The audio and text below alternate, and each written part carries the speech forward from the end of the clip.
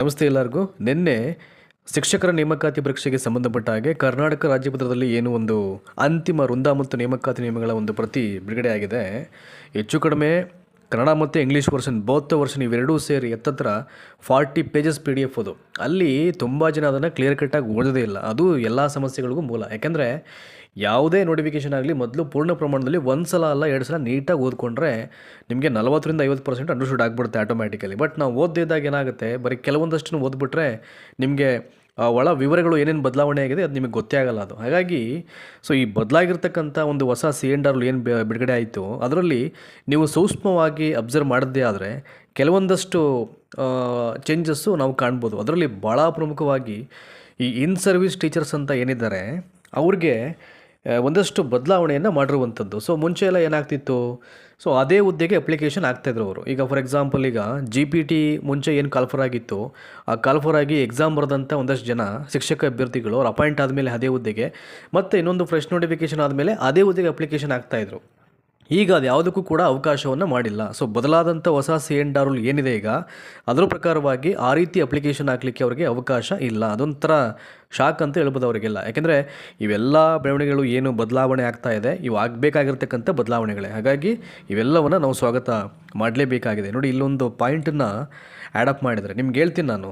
ನಿಮ್ಗೆ ಅರ್ಥ ಆಗೋ ರೀತಿಯಲ್ಲಿ ಇಲ್ಲೇನು ಕೊಟ್ಟಿದ್ದಾರೆ, ಇಲ್ಲಿ ಸೇವಾ ನಿರತ ಶಿಕ್ಷಕರ ಅರ್ಹತೆ ಅಂತ ಇದೆ. ಈಗಾಗಲೇ ಶಾಲಾ ಶಿಕ್ಷಣ ಇಲಾಖೆಯ ಸರ್ಕಾರಿ ಶಾಲೆಗಳಲ್ಲಿ ಕಾರ್ಯನಿರ್ವಹಿಸುತ್ತಿರತಕ್ಕಂಥ ಸೇವಾನಿರತ ಅಂದರೆ ಇನ್ ಸರ್ವಿಸ್ ಟೀಚರ್ಸ್ ಈಗಾಗಲೇ ವರ್ಕ್ ಮಾಡ್ತಿರೋರು, ಆ ಶಿಕ್ಷಕರೊಬ್ಬರು ಅವರು ಯಾವ ವೃಂದದ ಹುದ್ದೆಯನ್ನು ಹೊಂದಿದ್ದಾರೋ ಅದೇ ವೃಂದದ ಹುದ್ದೆಗೆ ಈ ವಿಶೇಷ ನಿಯಮಗಳ ಅಡಿಯಲ್ಲಿ ಅರ್ಜಿಯನ್ನು ಸಲ್ಲಿಸತಕ್ಕದ್ದಲ್ಲ. ಯಾವುದೇ ಕಾರಣಕ್ಕೂ ಅವಕಾಶ ಇಲ್ಲ. ಈಗಾಗಲೇ ಇನ್ ಸರ್ವಿಸಲ್ಲಿ ಯಾರು ವರ್ಕ್ ಮಾಡ್ತಾರೆ ಅವರು ಅದೇ ಹುದ್ದೆಗೆ ಅಪ್ಲಿಕೇಶನ್ ಹಾಕ್ಬಾರ್ದು ಅಂತ ಅಂದ್ಬಿಟ್ಟು ನಿಮಗೆ ಗೊಂದಲ ಆಗ್ಬಿಡ್ದು. ಹಾಗಾದರೆ ಯಾವ ಹುದ್ದೆ ಏನು ಕತೆ ಅಂತ ಅಂದ್ಬಿಟ್ಟು ನೋಡಿ, ನಿಮ್ಮ ಸ್ಕ್ರೀನ್ ಅಬ್ಸರ್ವ್ ಮಾಡಿ ಅದೊಂದು ಕಾಪಿ ಬರ್ತಾ ಇದೆ. ಈಗ ಫಾರ್ ಎಕ್ಸಾಂಪಲ್ ಅವರು PhD ಟೀಚರ್ಸ್ ಆಗಿದ್ದರೆ GPT ಅಪ್ಲಿಕೇಶನ್ ಹಾಕ್ಬೋದು, ಅರ್ಥ ಮಾಡ್ಕೊಳ್ಳಿ. ನೆಕ್ಸ್ಟು PhD ಟೀಚರ್ಸ್ ಆಗಿದ್ದರೆ HSTRಗೆ ಅಪ್ಲಿಕೇಶನ್ ಹಾಕ್ಬೋದು, ಅಥವಾ ಅವರು GPT ಟೀಚರ್ ಆಗಿದ್ದರೆ HSTR ಎಕ್ಸಾಮ್ಗೆ ಅಪ್ಲಿಕೇಶನ್ ಹಾಕ್ಬಿಟ್ಟು ಬರೀಬೋದು. ಇವೆಲ್ಲವೂ ಏನು, ಪ್ರತಿ ಹುದ್ದೆಗಳಿಗೆ ಅವರು ಇರ್ತಕ್ಕಂಥ ಅರ್ಹತೆ ಅಥವಾ ಶೈಕ್ಷಣಿಕ ವಿದ್ಯಾರ್ಹತೆ ಕರೆಕ್ಟಾಗಿ ಮ್ಯಾಚ್ ಆಯಿತು ಅಂತಂದರೆ ಅವರು ಯಾವುದೇ ಹುದ್ದೆಗಳಿಗೆ ಅಪ್ಲಿಕೇಶನ್ ಹಾಕಿ ಎಕ್ಸಾಮನ್ನು ಬರೀಬೋದು.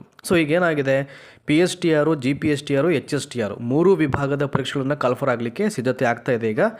ಯಾವಾಗ ಬೇಕಾದ್ರೂ ನೋಟಿಫಿಕೇಷನ್ ಅದು ಅಪ್ಡೇಟ್ ಆಗ್ಬೋದು ಈಗ ಇಲಾಖೆಯಿಂದ.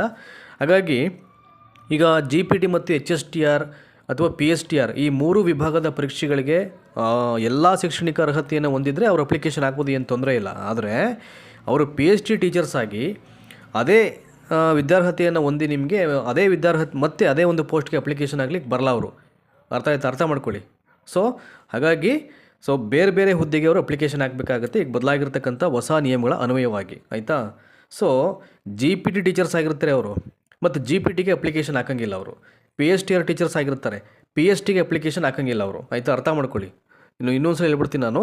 PSTR ಟೀಚರ್ ಆಗಿದ್ದರೆ ಅವರು GPTಗೆ ಅಪ್ಲಿಕೇಶನ್ ಹಾಕ್ಬೋದು, PhD ಟೀಚರ್ಸ್ ಆಗಿದ್ದರೆ ಅವರು HSTRಗೆ ಅಪ್ಲಿಕೇಶನ್ ಹಾಕ್ಬೋದು, GPT ಟೀಚರ್ಸ್ ಆಗಿದ್ದರೆ ಅವರು HSTRಗೆ ಅಪ್ಲಿಕೇಶನ್ ಹಾಕ್ಬೋದು. ಆದರೆ GPT ಶಿಕ್ಷಕರಾಗಿ ಈಗಾಗಲೇ ವರ್ಕ್ ಮಾಡ್ತಾ ಇರೋರು ಮತ್ತು ಅದೇ GPT ಪೋಸ್ಟ್ಗೆ ಅಪ್ಲಿಕೇಶನ್ ಹಾಕೋಂಗಿಲ್ಲ, ಅರ್ಥ ಮಾಡ್ಕೋಬೇಕು. ನೆಕ್ಸ್ಟು PhD ಟೀಚರ್ಸ್ ಆಗಿ ವರ್ಕ್ ಮಾಡ್ತಾ ಇರೋರು ಮತ್ತು ಅದೇ PhD ಹುದ್ದೆಗೆ ಅಪ್ಲಿಕೇಶನನ್ನು ಇಲ್ಲಿ ಅವ್ರು ಹಾಕಲಿಕ್ಕೆ ಬರಲ್ಲ. ನೋಡಿ, ಅದೇನು ಹೇಳಿದ್ರೆ, ಅವರು ಯಾವ ವೃಂದದ ಹುದ್ದೆಯನ್ನು ಹೊಂದಿದ್ದಾರೋ ಅದೇ ವೃಂದದ ಹುದ್ದೆಗೆ ಈ ವಿಶೇಷ ನಿಯಮಗಳ ಅಡಿಯಲ್ಲಿ ಅರ್ಜಿಯನ್ನು ಸಲ್ಲಿಸತಕ್ಕದ್ದಲ್ಲ ಅಂತಿದೆ ಇಲ್ಲಿ. ಹಾಗಾಗಿ ಒಂದಷ್ಟು ಭಾಳ ಸೂಕ್ಷ್ಮತೆಗಳನ್ನು ಅಲ್ಲಿ ಕೊಟ್ಟಿರುವಂಥದ್ದು. ಅದಕ್ಕೆ ಹೇಳೋದು ನಾನು, ಪೂರ್ಣ ಪ್ರಮಾಣದಲ್ಲಿ ಇಡೀ ನೋಟಿಫಿಕೇಷನ್ ಓದ್ಕೊಂಡ್ರೆ ಭಾಳ ಮುಖ್ಯವಾಗಿ ಏನೇನೆಲ್ಲ ಬದಲಾವಣೆ ಮಾಡಿದರೆ ಅವೆಲ್ಲವೂ ಕೂಡ ನಿಮಗೆ ಹಂತವಾಗಿ ಅರ್ಥ ಆಗ್ತಾ ಹೋಗುತ್ತೆ.